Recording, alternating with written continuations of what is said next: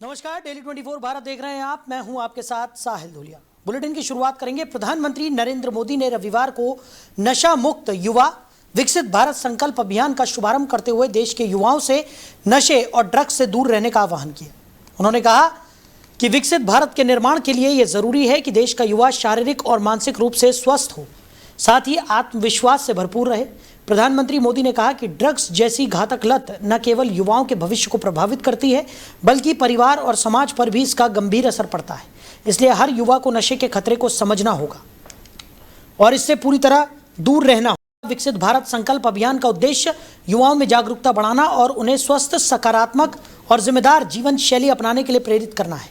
प्रधानमंत्री ने सभी नागरिकों से भी इस अभियान को जन आंदोलन बनाने की अपील की। उन्होंने कहा कि विकसित भारत का सपना तभी साकार होगा युवा स्वस्थ, जागरूक और नशा मुक्त होगा। प्रधानमंत्री ने युवाओं से संकल्प लेने का आह्वान किया कि वो स्वयं भी नशे से दूर रहेंगे और दूसरों को भी इसके दुष्प्रभावों के प्रति जागरूक करेंगे। क्योंकि आज जब देश ने विकसित भारत का लक्ष्य तय किया है, तो इसके लिए आवश्यक है देश का युवा तन से स्वस्थ हो, मन से स्वस्थ हो, आत्मविश्वास से भरपूर हो और ड्रग्स जैसी घातक आदत से हमेशा हमेशा दूर ही रहे, दूर हो। यही इस अभियान का उद्देश्य है। इसलिए हम सबको ये संकल्प लेना है, हमारे युवा नशे और ड्रग्स के खतरों को समझे, हर तरह से जागरूक रहें और उससे दूर रहें। और इस संकल्प में अब राष्ट्रीय नशा मुक्त युवा अभियान की। वहीं कर्नाटक की तरफ से काबिनी जलाशय से करीब 12,000 क्यूसेक पानी छोड़े जाने के बाद तमिलनाडु को सोमवार से कावेरी का पानी मिलना शुरू होने की उम्मीद है। जल संसाधन विभाग के अधिकारियों के अनुसार छोड़ा गया पानी पहले कर्नाटक तमिलनाडु सीमा पर स्थित बिलीगुंडलू गेजिंग स्टेशन पहुंचेगा और उसके बाद मंगलवार या बुधवार तक मैतूर जलाशय तक पहुंचने की संभावना है। अधिकारियों ने बताया कि कावेरी के जलग्रहण क्षेत्रों में लगातार हो रही भारी बारिश के कारण काबिनी जलाशय के पानी की अचानक आवक तेजी से बढ़ी है। हालांकि नदी के मार्ग में वाष्पीकरण, जल अवशोषण और प्रवाह की स्थिति के कारण पानी के पहुंचने के समय में बदलाव संभव है। यह घटनाक्रम कावेरी जल बंटवारे को लेकर कर्नाटक और तमिलनाडु के बीच जारी विवाद के बीच सामने आया है। तमिलनाडु का आरोप है कि कर्नाटक ने नियामक संस्थाओं के निर्देशों के बावजूद पानी छोड़ने में देरी की।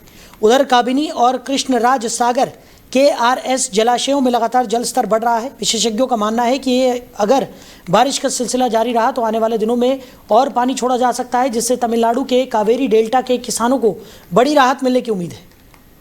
वहीं कावेरी जल बंटवारे को लेकर बढ़ते विवाद के बीच कर्नाटक सरकार ने रविवार को बेंगलुरु में सर्वदलीय बैठक बुलाई है।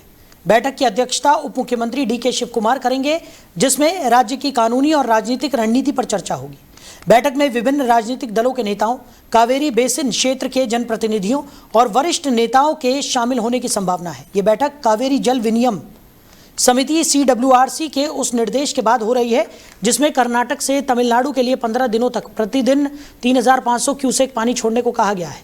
इस आदेश के विरोध में राज्य के कई हिस्सों में प्रदर्शन हुए हैं। भाजपा, किसान संगठनों और कन्नड़ समर्थक संगठनों ने सरकार से कर्नाटक के जल हितों की रक्षा करने की मांग की है।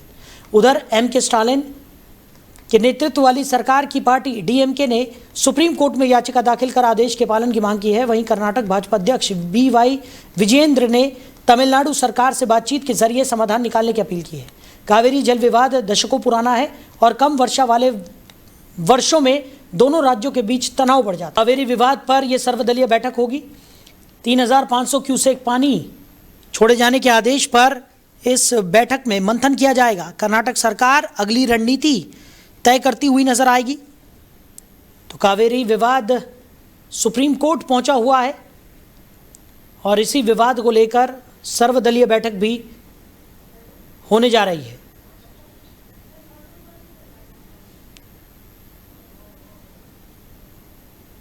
तो कावेरी विवाद एक बार फिर से सुप्रीम कोर्ट पहुंच गया है। 3,500 क्यूसेक पानी छोड़े जाने के आदेश पर सर्वदलीय बैठक में मंथन किया जाएगा।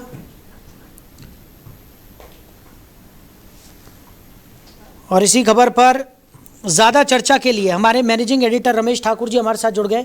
रमेश जी, सर्वदलीय बैठक कावेरी विवाद को लेकर बुलाई गई है। 3,500 क्यूसेक पानी आदेश पर इस बैठक में मंथन होगा। कैसे देख रहे हैं इस पूरे मामले को आप?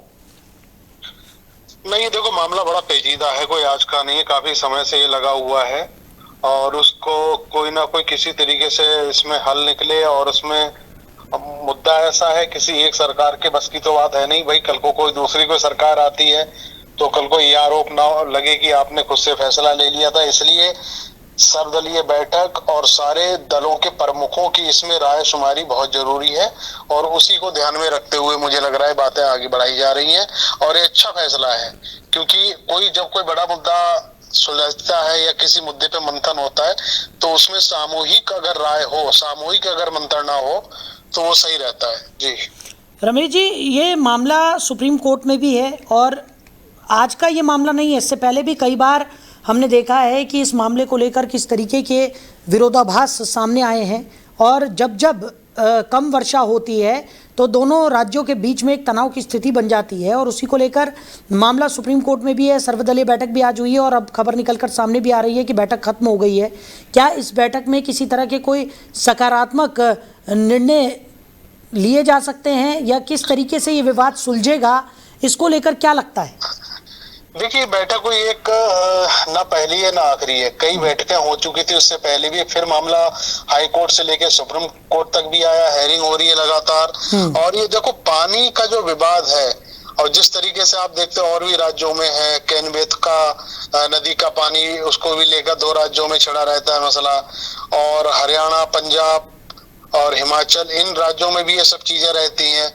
तो पानी का जिस तरीके से फ्लो है और जैसे सब राज्यों को एक जैसा मिले, यही मांग हमेशा से रही है। और ये मसला मुझे नहीं लगता है कि एक मीटिंग से क्या उम्मीद की जा सके, लेकिन वो कहते हैं कि जब तक कम्युनिकेशन नहीं होगा, डायलॉग बीच में नहीं होगा तो हल भी कोई नहीं निकलने वाला है। तो इसलिए बैठकें होती रहनी चाहिए। नहीं कुछ अगर नहीं निकलता है तो कम से कम चीजें कंटिन्यू बनी रहेंगी। और ये मुद्दा इतना नासूर बन चुका है, मुझे लगता है इसमें हल होने की तारीख मुकर्रर होनी चाहिए और ये विवाद किसी भी सूरत में निपटना चाहिए। चलिए रमेश जी, हमारे साथ जुड़ने के लिए, इस तमाम चर्चा के लिए आपका बहुत शुक्रिया। तो कावेरी विवाद पर सर्वदलीय बैठक आज हुई। 3,500 क्यूसेक पानी आदेश पर इस बैठक में मंथन किया गया। कर्नाटक सरकार अगली रणनीति तय कर रही है और कावेरी विवाद सुप्रीम कोर्ट एक बार फिर से पहुंचा हुआ है। वहीं बांकीपुर विधानसभा उपचुनाव को लेकर जनसुराज के संस्थापक प्रशांत किशोर ने प्रशासन और पुलिस की भूमिका पर गंभीर सवाल उठाए हैं। उन्होंने आरोप लगाया है कि चुनाव के दौरान पुलिस शक्ति का दुरुपयोग किया गया और वरिष्ठ पुलिस अधीक्षक एसएसपी ने निष्पक्ष चुनाव प्रक्रिया को प्रभावित करने की कोशिश की। प्रशांत किशोर ने दावा किया कि मतदाताओं को डराने धमकाने की शिकायतें सामने आई हैं। उन्होंने कहा कि इस संबंध में उन्होंने चुनाव आयोग और चुनाव पर्यवेक्षकों से औपचारिक शिकायत दर्ज कराई है। साथ ही उन्होंने कहा कि वो एसएसपी के खिलाफ सुप्रीम कोर्ट का रुख करेंगे।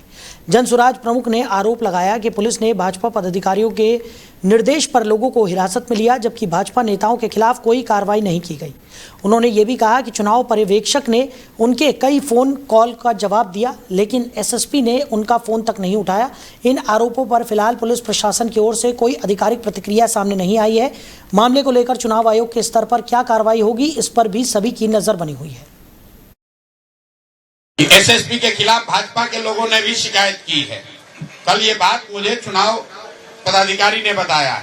तो मेरा एक यही सवाल है कि कुल 54 लोग जनसुराज से जुड़े हुए कार्यकर्ता, समर्थक, नेता 54 लोग कल परसों में अरेस्ट हुए हैं, डिटेन किए गए। एसएसपी कार्यालय को जारी करना चाहिए कि भाजपा से जुड़े हुए कितने लोगों को उन्होंने डिटेन किया है। एक भी भाजपा का आदमी डिटेन नहीं हुआ, एक भी भाजपा का नेता अरेस्ट नहीं हुआ यह है कि आगे आगे भाजपा के लोग चल रहे थे और जिनको जिनको वो चिन्हित कर रहे थे उनको पुलिस वाले अरेस्ट कर रहे थे, डिटेन कर रहे थे। ये पुलिस प्रशासन का नंगा नाच हुआ है, लोकतंत्र शर्मसार हुआ है। और हम लोग बिहार के ही हैं, आप सब बिहार के पत्रकार हैं। 20 वर्ष का नीतीश कुमार के राज में इस तरह का प्रशासन और पुलिस का दुरुपयोग हम लोगों ने कहीं नहीं देखा है। मैं ये भी आपको बताना चाह रहा हूं कि जो ऑब्जर्वर आए हैं इलेक्शन कमीशन के, उन्होंने पूरे टाइम फोन उठाया है। जो यहाँ पर डीएम है कुंदन जी, 100 बार फोन हम लोगों ने किया है, 100 बार फोन उठाया है। लेकिन एकमात्र एसएसपी है जिसने किसी का फोन नहीं उठाया, कोई जवाब नहीं दिया, किसी को कोई इंस्ट्रक्शन नहीं दिया। वर्दी की आड़ में छुपकर चुनाव को प्रभावित करने का प्रयास, मतदाताओं को डराने का प्रयास और जन चुनाव के नेताओं को पकड़ने की जो घिनौनी उन्होंने कोशिश की है, उनको माफ नहीं किया जा सकता है। कल हम लोगों ने लिखित कंप्लेन दिया है इलेक्शन कमीशन को, जनरल ऑब्जर्वर को, पुलिस ऑब्जर्वर को भी किया है। और अगले 2 दिन के बाद मैं दिल्ली में इलेक्शन कमीशन में भी इनके खिलाफ कंप्लेन करूंगा। अगर इससे बात नहीं बनेगी तो कोर्ट में भी जाएंगे। लेकिन बिहार में ये चलने नहीं दिया जाएगा। अगर एसएसपी महोदय को राजनीति करनी है तो अपना पद छोड़ दे, राजनीति करे। लोकतंत्र में सबको राजनीति करने की आजादी है। लेकिन कुर्सी पर बैठ के एक इनकॉम्पिटेंट, मोटिवेटेड, निरा बेवकूफ आदमी राजनीति को प्रभावित करने की अगर कोशिश कर रहा है तो हम लोग उससे डरने वाले। वहीं उत्तर प्रदेश विधानसभा चुनाव 2027 की तैयारियों में जुटी बहुजन समाज पार्टी यानी बसपा प्रमुख मायावती ने संगठन में अनुशासन को लेकर एक और बड़ा फैसला लिया है। मायावती ने पूर्व राज्यसभा सदस्य अशोक सिद्धार्थ को पार्टी से निष्कासित कर दिया है। बताया जा रहा है कि बसपा आगामी विधानसभा चुनाव के लिए कई सीटों पर उम्मीदवारों के चयन की प्रक्रिया भी आगे बढ़ा चुकी है। अशोक सिद्धार्थ को इससे पहले भी पार्टी से बाहर किया गया था। बाद में सार्वजनिक रूप से माफी मांगने के बाद उन्हें संगठन में वापस लिया गया था। अशोक सिद्धार्थ बसपा के नेशनल कोऑर्डिनेटर आकाश आनंद के ससुर भी हैं। गौरतलब है कि मायावती ने पहले आकाश आनंद को भी पार्टी से बाहर किया था, लेकिन बाद में उनकी वापसी कराते हुए उन्हें फिर से नेशनल कोऑर्डिनेटर की जिम्मेदारी सौंपी थी। शनिवार को मायावती ने सोशल मीडिया मंच एक्स पर भी विधानसभा चुनाव 2027 के लिए टिकट चयन और पार्टी की तैयारियों को लेकर पोस्ट किया था। माना जा रहा है कि बसपा नेतृत्व चुनाव से पहले संगठन में अनुशासन और नियंत्रण को लेकर कोई भी ढिलाई नहीं बरतना चाहता है। वहीं कर्नाटक के शिवमोगा जिले के इंदिरा नगर में रविवार तड़के भारी बारिश के कारण हुए भूस्खलन में एक ही परिवार के 3 लोगों की दर्दनाक मौत हो गई। हादसे के समय परिवार अपनी झोपड़ी में सो रहा था, तभी पास की पहाड़ी का बड़ा हिस्सा टूटकर झोपड़ी पर आ गिरा और पूरा परिवार मलबे में दब गया। पुलिस के अनुसार मृतकों की पहचान मल्लिकार्जुन 35 वर्ष, उनकी पत्नी नागवेणी 28 वर्ष और उनके 3 वर्षीय बेटे संतोष के रूप में हुई है। ये परिवार कोप्पल जिले के गंगावती ताल्लुक के कोकरेमारू गाँव का रहने वाला था। वहीं पास की दूसरी झोपड़ी में रह रहा एक व्यक्ति भी गंभीर रूप से घायल हुआ है, जिसका निजी अस्पताल में इलाज चल रहा है।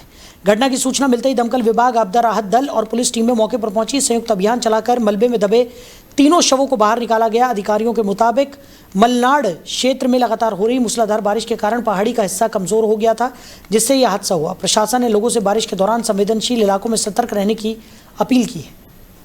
तो फिलहाल इस बुलेटिन में मेरे साथ इतना ही। आप बने रहिए। नमस्कार।